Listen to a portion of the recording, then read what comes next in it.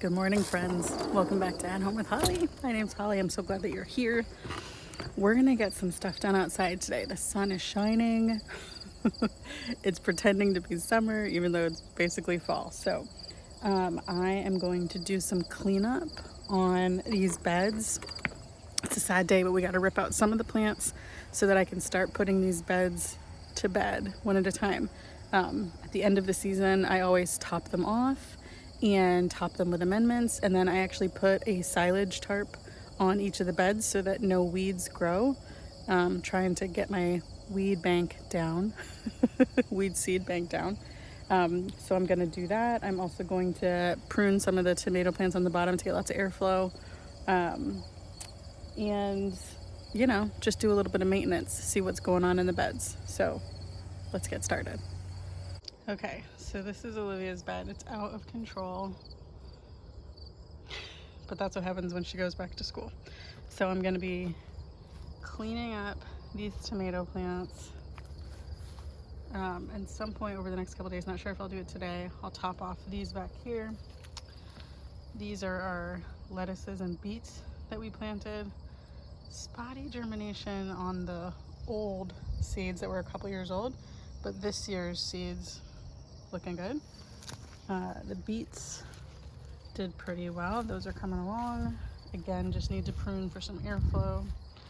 Our sweet potatoes, they are not looking great, probably because the critters are getting to them and the cat that's hunting them is digging them up, so that's cool. Fall tomatoes are looking okay. Some of them are starting to get some fungus, but they're still producing, so I'm just going to kind of let that go. And the tomatillo plants are pretty much done. We're going to make some salsa verde this week probably, and so I'm probably going to get those out. That's on my list. Some of these tomatoes just need kind of propped back up and cleaned off. They're definitely starting to get some fungal things, but that's okay because they have been producing like crazy. Good morning, bees. Our carrots are good. Everything needs a good drink, so I'm out here watering the trees too. I've got the hose just kind of dripping, and I'm putting it one at a time at the bottom of each of the trees. So those are good. I'll start getting clean up and then give everybody a drink. And I don't know how many beds we'll get to. Look at that sleeping bee. Do you guys see him? He's just taking a little nap. Anyway, so we'll start with a couple beds at a time today, getting cleaned up, and then we'll go from there. So sometimes I start out the day and I have this grand plan of how it's going to go. Today was definitely one of those days where I was like, I'm going to clean all this stuff up and top off all the beds, and won't it be great? And then about 2 beds in, I realized this is going to take a lot longer than I thought. So I'm just kind of going piece by piece. I'm trimming up all the things, harvesting as I go. I actually accidentally cut the bottom of one of these plants, and I was like, well, there was not very many tomatoes left anyway, so I guess that one's done. So I end up pulling that one. I do end up getting to top off some of the beds, but the late season blight was worse than I realized before I started doing the pruning. So very quickly my plan changed to do some pruning and then get in here with some treatment to make sure that we get this blight under control. And so one of the people that I learn the most from, honestly, and I love watching him kind of nerd out, is M.I. Gardner. And so M.I. Gardner had just posted a video on how to deal with late season blight and fungus and powdery mildew. And so I did take a moment to kind of go through and get that handled. So here I decide to rip out the tomatillos, and that's because honestly they were past their prime and there was not very much new fruit left on them, and I have probably 10 pounds of tomatillos frozen in my freezer that I'm going to be making into salsa verde later this week. And so I decided now's the time, let's get these guys out and get these beds cleaned up.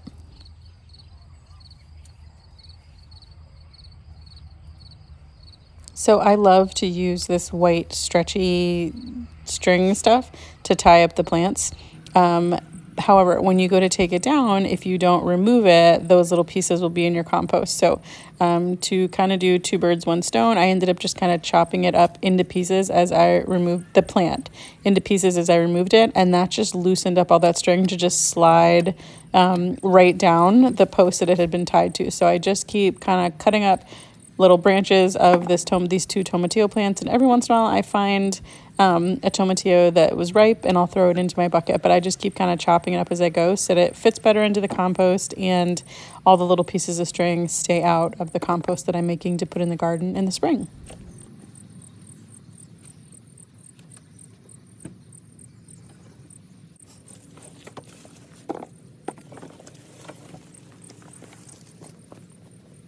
All right, it's getting into the heat of the day, so I'm gonna call it for this morning, but then I came over here and I saw that these asters and rudbeckia and I think there's something else over here too. Anyway, they had gone to seed, so I'm gonna grab some seed packets and collect them. First of all, yes, I realize that Betty, my chicken, is standing up on the little roost looking at me as if I'm supposed to be feeding her. And that is because inside this little flower bed that's attached to my coop, we actually have kale plants on either end. And so we always often will go out there and like tear off a piece of kale and kind of feed them when they're up on the roost. And so she is very confused as to why I'm up there snipping flowers and not paying any attention to the fact that she's sitting there so pretty. But anyway, the way that you can save seeds from flowers is when they're all dry and crispy like this. You just cut off the head that has all the seeds and the dried petals in it.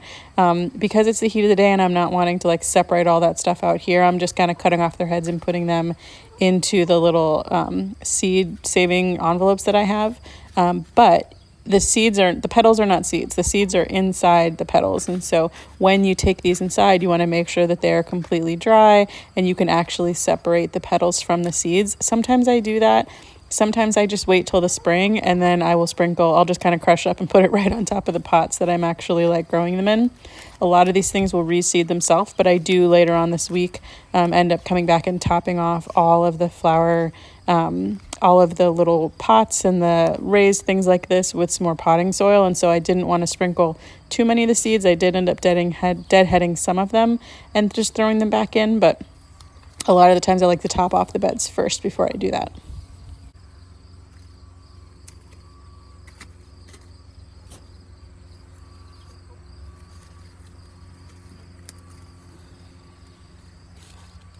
These ones are zinnia, and I have a ton of these seeds saved already, so I'm not going to save these, but I am going to kind of deadhead them and throw them in there so that if they want to sell seed, they can. So I was waiting for this plant to turn red, but they're hanging down so low that I just know that somebody's going to eat them. So I'm going to go ahead and pick them while they're perfect.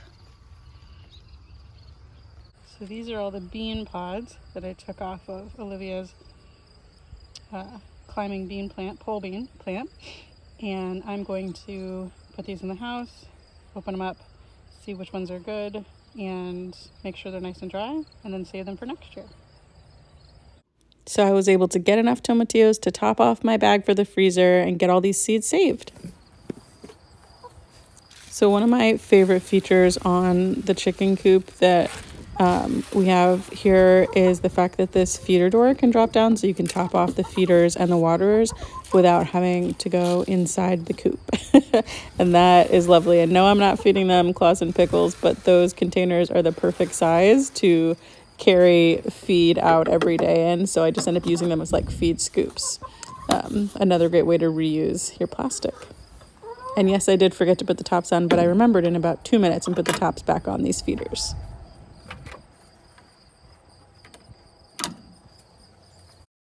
Okay, so day 2 of treating for blight.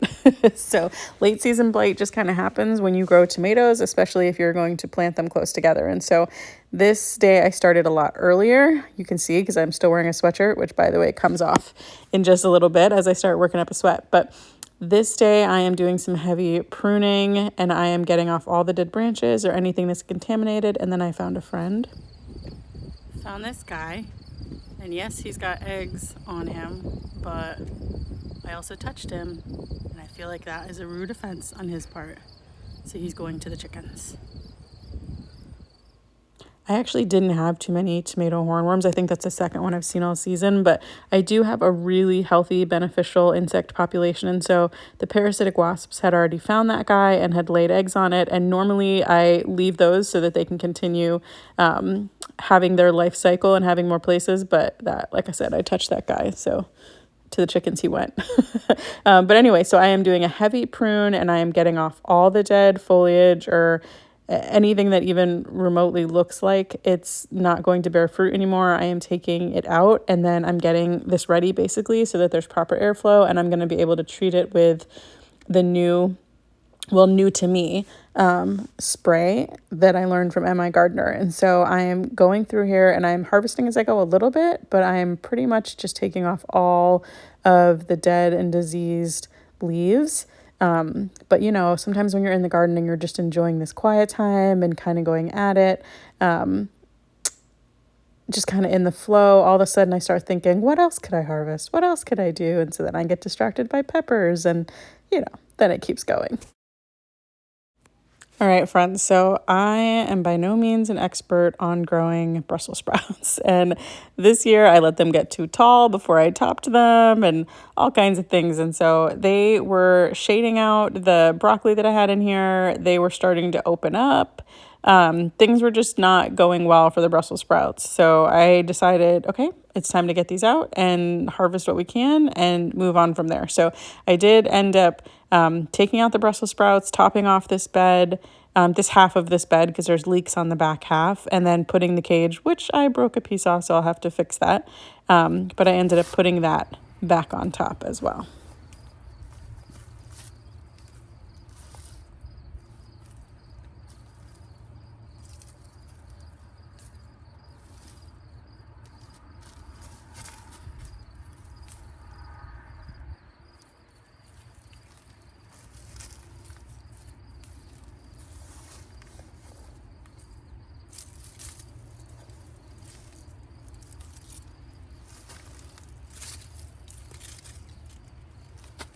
Golden nuggets.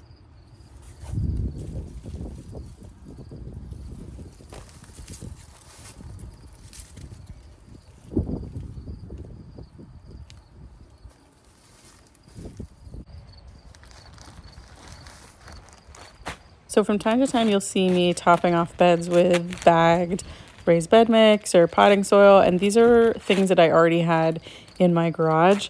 It is like stored up from previous projects. It is way more economical if you can to get a load of compost or good soil delivered. We have a local place that does that, and it is way cheaper. You can buy like 10 bags for the same price that you can buy 2 cubic yards of compost or really healthy soil with lots of organic material and get it delivered. So I just happen to be doing this on this day. But generally speaking, my preferred way to do it is either make my own compost, which you guys have seen me do with my geo bins, or getting compost delivered from a local place. My local place has a thing called Zoo Brew, which is a whole bunch of animals' manure, and so it's compost from yard waste in the local zoo and that kind of stuff. So lots of interesting ways. I really highly suggest searching for a local place near you to be able to get this in bulk if you can, because it's more affordable. However, it is a lot easier to just open up a bag and dump it in.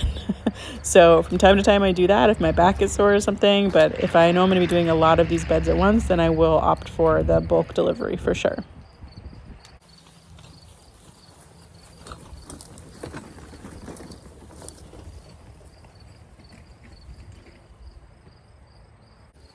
Okay, you guys, let me show you what we got done today. All right, so we topped off. It still needs topped off a little more, but I brought a couple bags in to top off the other bed, so I use them here. Got some compost coming next week, so I'll top off all the beds for the fall and our new berry beds that we're going to build together with some compost from a local supplier. So we topped those off. Didn't do anything here. Harvested some tomatoes. Pruned the diseased leaves. I am going to go ahead and spray these tomorrow, but I went ahead and pruned them today just to get all the dead stuff off. And then we pruned more over here, harvested some, grabbed some peppers that were ready. We topped off this bed and cleaned out the Brussels sprouts. I did break the corner of my bed, so it's leaning a little bit, my cage, so I'll have to fix that. And I topped off this bed. I still have another bed with Brussels sprouts in it that I need to harvest, but I've got some more stuff that I need to get done in the house and with Olivia today, so that's going to be it for this morning. So I do end up breaking up, first I'm pruning, then I'm topping off stuff, then I'm chopping stuff, then I'm spraying. But honestly, that's how I garden. I fit it in when I can around my schedule, around, my work and taking care of my child and real life stuff, right? So on the past few days, yeah, it's taken me a little time, but I've been able to get a ton of stuff done in the small little pockets, like I call them. So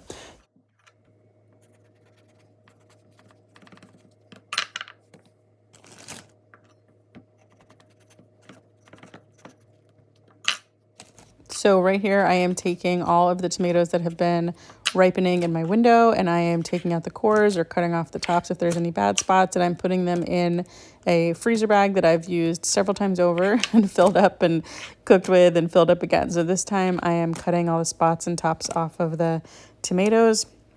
And then I'm going to start chopping up some of these bell peppers that I've had in my fridge or that I've collected over the last 2 days of being out in the garden. And it's just another one of those things that you do so that you can have them ready to use later in whatever little pockets of time that you have to do this stuff.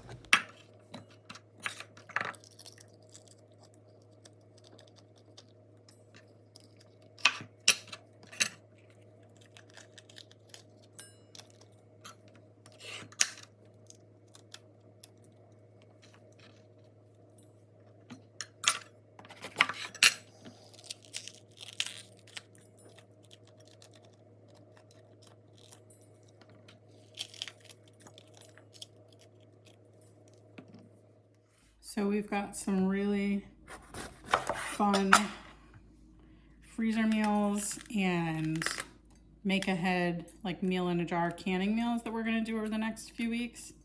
And I definitely needed these bell peppers. I used to think that growing peppers was, they used to be able to get them so affordably at the store that I was like, I don't know if that's the best use of space. Well, number one, peppers are on the dirty dozen in terms of the chemicals that they get sprayed with. So really, the dirty dozen is the list of like, if you're not going to completely eat everything organically, which who does, then here are like the list of the 12 things that you should, whenever you can, if you can swing it, buy the organic ones or grow them organically. So peppers of all kinds are on the dirty dozen because they get sprayed with so much stuff. So yes, the homegrown ones sometimes come out a little rainbow or like gnarly, but they taste so good. They're not sprayed with anything. So definitely worth, and you can plant them close together, honestly. So definitely worth the growing space. And like I said, I picked some of these and they were gonna turn orange or yellow if I had left them on, but I've had some heavy pest pressure this year. Isn't this beautiful? The purple one. Can't buy this at the store. I've had some heavy pest pressure this year, so I wanted to get them off the plant and get them in my freezer so that I can enjoy them and not the bugs. So I'm gonna get these halved, and then normally I just dice them and put them in the freezer bag. I found my freezer bag that was halfway full, and I'm just going to go ahead and add to that. So I'll get these diced up and added to the freezer.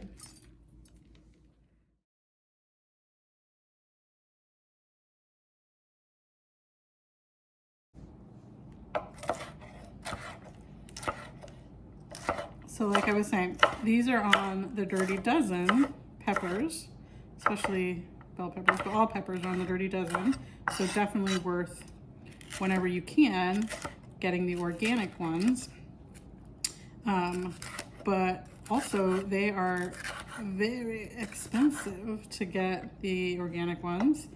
And so organic bell peppers are super pricey, and especially when I do a lot of like freezer meal cooking and stuff during the winter, and try getting organic bell peppers in the winter. It is very expensive because they have to truck them in from so far to get them to you.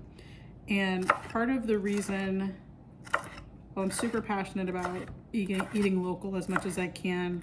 Again, not 100% of the time, not 100% organic, all that stuff, but doing the best I can whenever and wherever I can. And one of the things that I've really had to be more aware of is when you buy things at the grocery store that are not in season, the economic and global, the footprint that creates, your carbon footprint, right? From the trucking it all to you, to the, you know, all that stuff is so high and so heavy that eating local and in season really is best for not only the planet, but your wallet, because it's going to be more affordable. So either growing them organically or purchasing them from a local farmer. Like I was able to get those red bell peppers in bulk from the local farmer. You can always go to the farmer's market and build relationships, or you can call around to anybody that's a local farmer and ask them if you can get bulk pricing or seconds pricing. Seconds pricing is the ones that maybe aren't necessarily like perfectly beautiful to sell at a farmer's market, but they're still edible and they still taste good. They cook just fine. And so, especially when I'm going to be like dicing them and putting them in recipes, like, does it really matter if they were perfectly shaped? No. So again, you can always call around and get them in bulk. Then all peppers freeze beautifully. You don't have to blanch them. You don't have to do anything. I just washed these, and now I can either leave them in the slices if I was going to make fajitas. We're not huge fajita people here.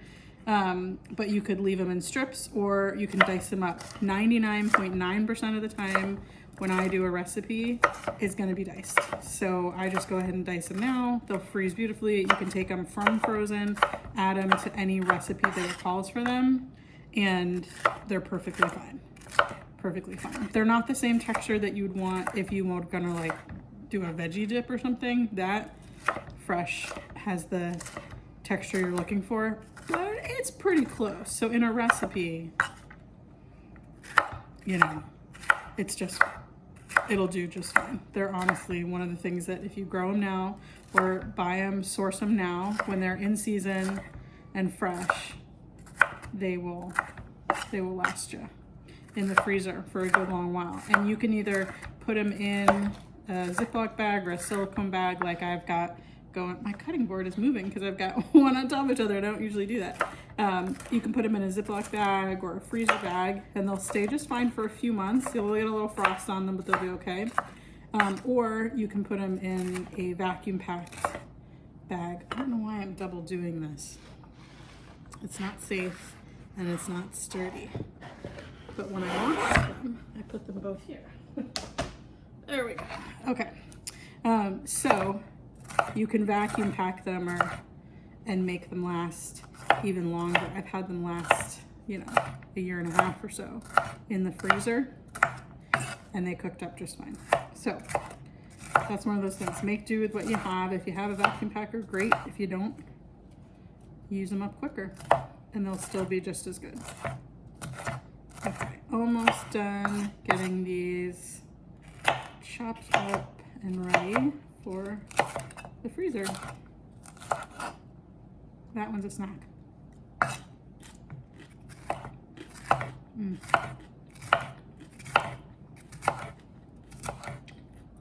Oh, that one was,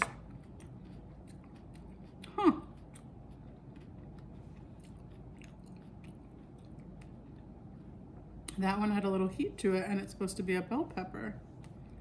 That is interesting. Let me see. Where was the rest of that one?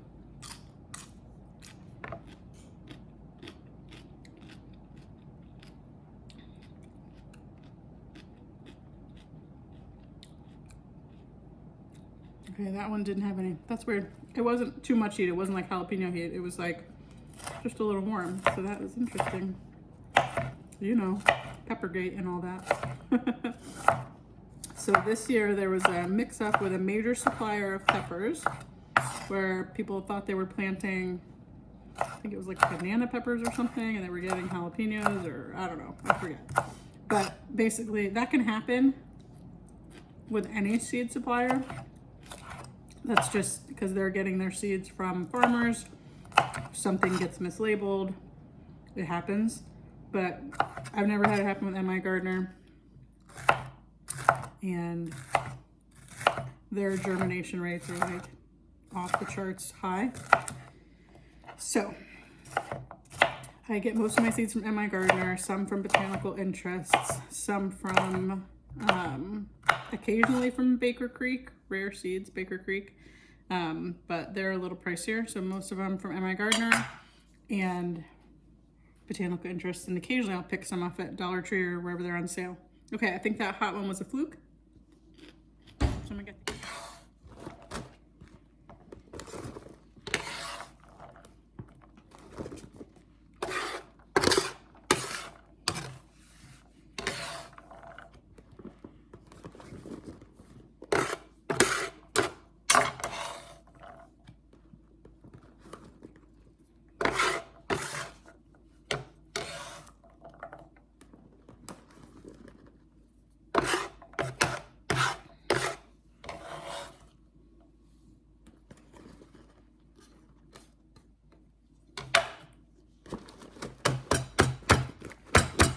bag may be done.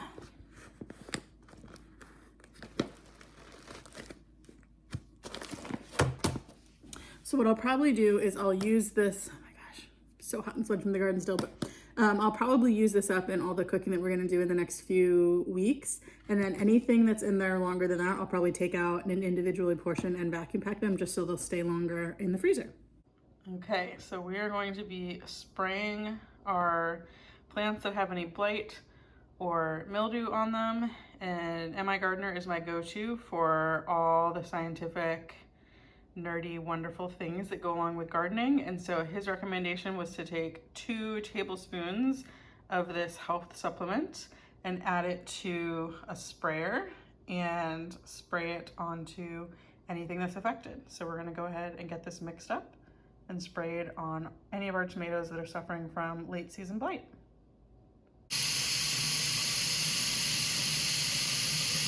He did say to shake it really well so that nothing settles at the bottom.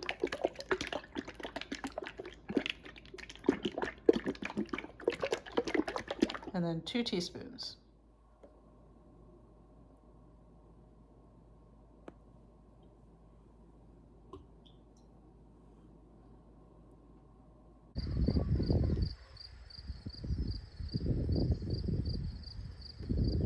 I came out to spray. This little beauty is collecting some pollen. So first we're going to give her a minute.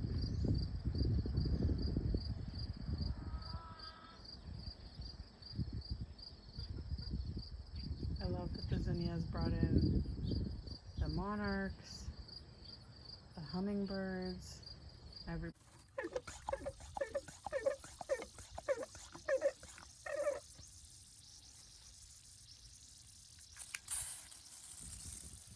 So one of the things that MI Gardener did say was that you need to soak top, bottom, all of the leaves and soak them really well. And that you want to start off low with the 2 teaspoons. Don't think, oh, well, if two teaspoons works great, like 4 teaspoons would work better. No, start off with 2, let it dry, go a couple days, and then see if you need to do more, and make sure your plants tolerate it. And to make sure you do this in the morning time.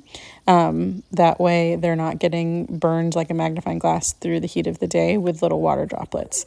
One of the other added bonuses about this was that it had the calcium and magnesium. So not only is it going to be killing the blight, but it's going to be acting like a foliar fertilizer as well. So I was excited to try this method.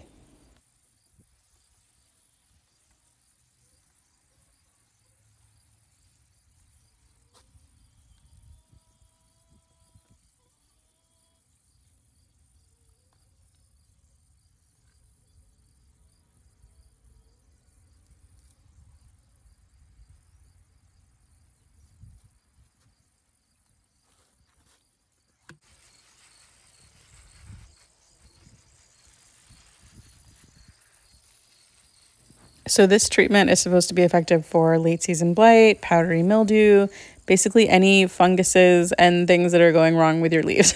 So I ended up treating the cucumbers, the tomatoes. I had some fruit trees that had some spots on them. I had a flowering dogwood tree that had some spots. I just went ahead and sprayed everybody down. So, you know, we're going to see how well it works on all the different types, and see which types of mildew or fungus or blight or whatever it responds the best to it. So I'm excited to see how this goes.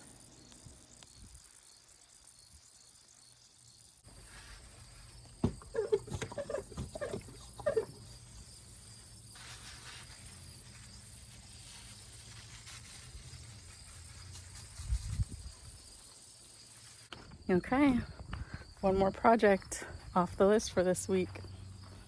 So we've treated the cucumbers and the tomatoes and even the zinnia with this spray. And oh, our friend is back. Do you see our friend on the zinnia? So anyway, we've treated them, and we'll give it a few days to see how it goes. Hello, friend. So I was editing the video and I realized I didn't say goodbye. So I just want to take a minute to thank you guys so much for being here. Thank you for your support. Thank you for all the thumbs up. And if you haven't subscribed already, please consider subscribing. We have so many more projects in the garden still to come this season. So I just appreciate all of your support, and I can't wait to see you guys next time. Bye.